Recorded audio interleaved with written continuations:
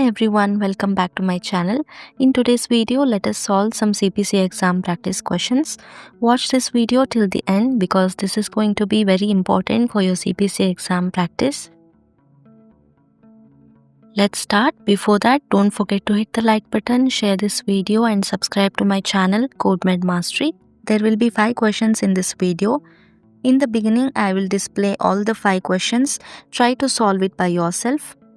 Note down the answers. At the end, we will discuss all the questions.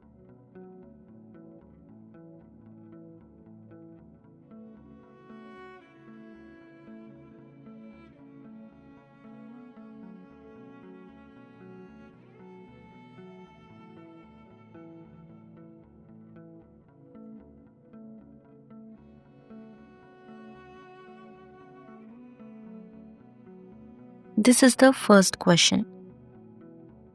Dr. Dan excised a benign lesion from Sarah's left arm and another benign lesion from her right leg.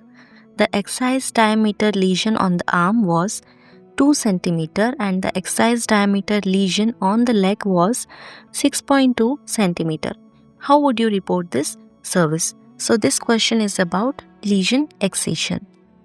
First, let us find the lesion type. So here both lesions are benign. So we should use CPT codes from the range 114000 to 11446. Therefore, directly eliminate all the options which has the code other than 11400 to 11446. You can see that in option C there is 11602 and 11606. So we'll directly eliminate option C. Now we are left with option A, B and D. Let us look at the location and size. So there is benign lesion excision from left arm, that is 2 cm, and there is also benign lesion excision right leg, that is 6.2 cm. For the left arm excised diameter 2 cm, we will use the code 11402, that is benign lesion excision. In that you can see they have given arms and the size is 2 cm. Therefore, we can use the code 11402, which is for 1.1 to 2 cm. Next, let us code for right leg, that is excised diameter 6.2 cm. For that, we will use the code 11406, which is for excision benign lesion. In that, the anatomical location leg is mentioned and the size is 6.2 cm. The code 11406 is for excised diameter over 4 cm. Therefore, we can use that code. Therefore, the two codes for this question will be 11406 and 11402. And there is an important guideline that we have to add modifier 59 to the second code to indicate it's a separate procedure. For this question, we have to use modifier 59 because there are distinct lesions on different anatomical sites and we are reporting both codes. Therefore, we have to add modifier 59 to the second code to indicate it's a separate procedure, not bundled. Therefore, the right answer is option A.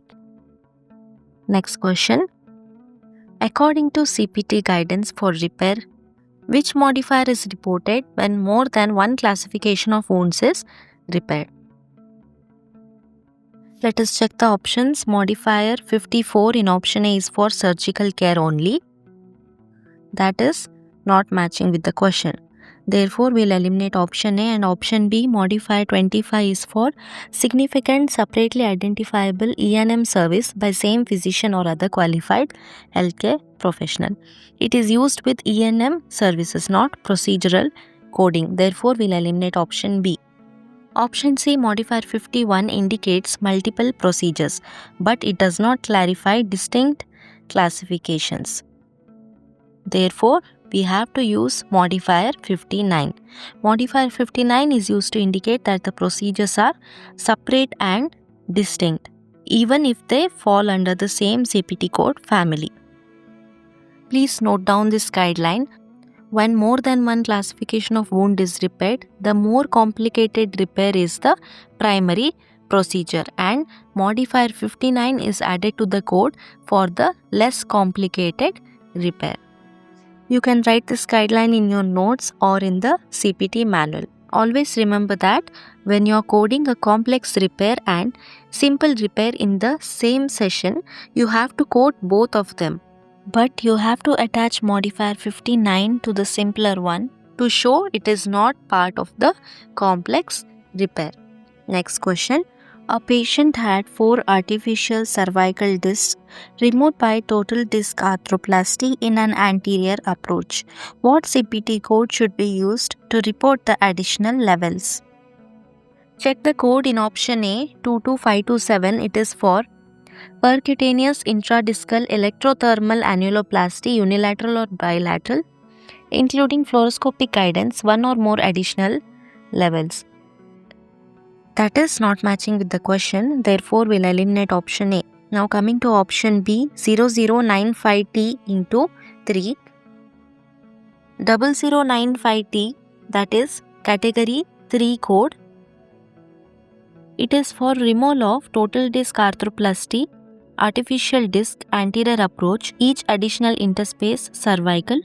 List separately in addition to the code for primary procedure. In the question also they have mentioned 4 artificial cervical disc removed by total disc arthroplasty in an anterior approach, and they have asked what code would you use to report for additional levels, and the code 0095T is used to report additional levels.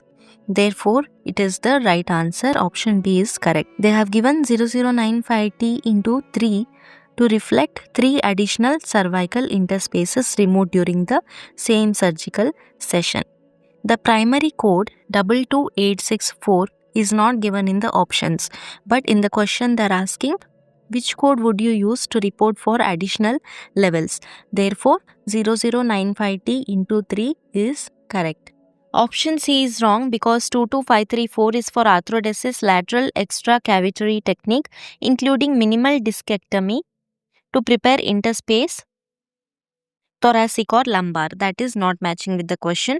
And option D 22585 is for arthrodesis anterior interbody technique including minimal discectomy to prepare interspace.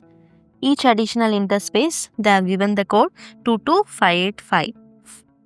But that is also not matching with the question. Therefore, we'll eliminate option D. The right answer is option B. Remember that 0095T should be used with 22864. 0095T cannot be used alone. But in the question, they are asking which code would you use to report for the additional levels. Therefore, we are using 0095T. Next question. When coding for spinal procedures, how is segmental instrumentation defined? Option A, fixation at each end of the construct and no additional interposed bony attachment. Option B, fixation at each end of the construct and may span 4 vertebral segments with attachment to the intervening segments. Option C, fixation at each end of the construct and at least 1 additional interposed bony attachment. And option D, fixation at each end of the construct and may span several vertebral segments without attachment to the intervening segments. The correct answer is option C. When coding for spinal procedures, segmental instrumentation is defined as fixation at each end of the construct and at least 1 additional interposed bony attachment. This definition is present in your CPT manual under Surgery Musculoskeletal System, page number 155 under Spinal Instrumentation.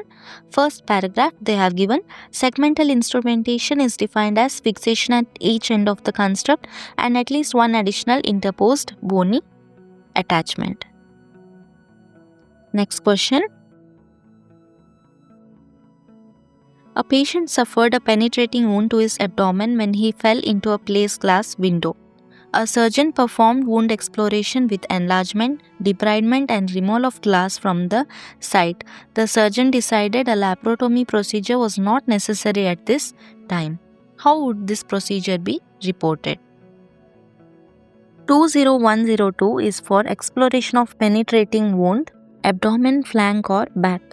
In the question they have given penetrating wound to the abdomen.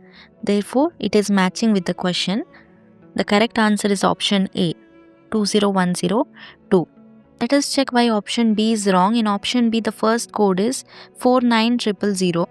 49000 is for exploratory laparotomy, exploratory celiotomy with or without biopsy. But in the question they have given, surgeon decided laparotomy was not necessary. Therefore, we should not report the code 49000. We'll eliminate option B, because if one code is wrong, the entire option will be wrong.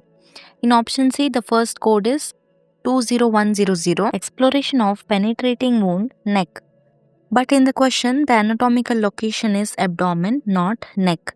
Therefore, option C is wrong. And option D, they have given this procedure is bundled with laparotomy. That is also wrong. The right answer is option A. So that's it for today. Thanks for watching. I will see you in the next video.